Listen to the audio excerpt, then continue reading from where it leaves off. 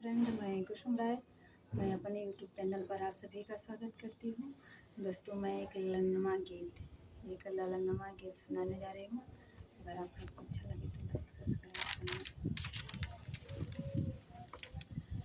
काली काली बदरी झिमिक पानी बरसे, अरे भीगैला गई चुनरी हमारे रे लालनमा, रे भीगैला गई चुनरी हमारे रे लालनमा।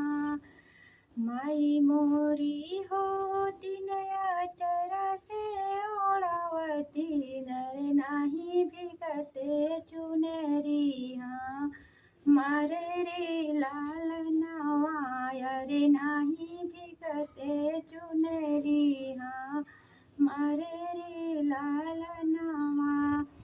काली काली बदरी झिमिक पनिया बरस, अरे भीगैला गई चुनरी हमारे रे लालनवा, रे भीगैला गई चुनरी हमारे रे लालनवा।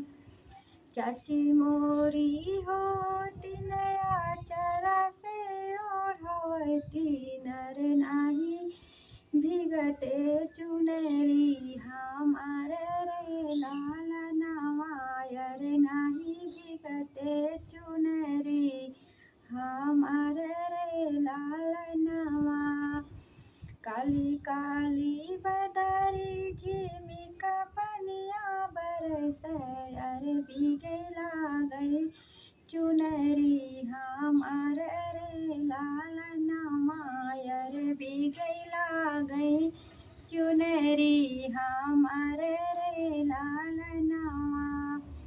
दीदी मोरी होती नया चरवा ओढ़ावती, नर नाही भीगते चुनरी हमारे रे लालनवा, रे नाही भीगते चुनरी हमारे रे लालनवा।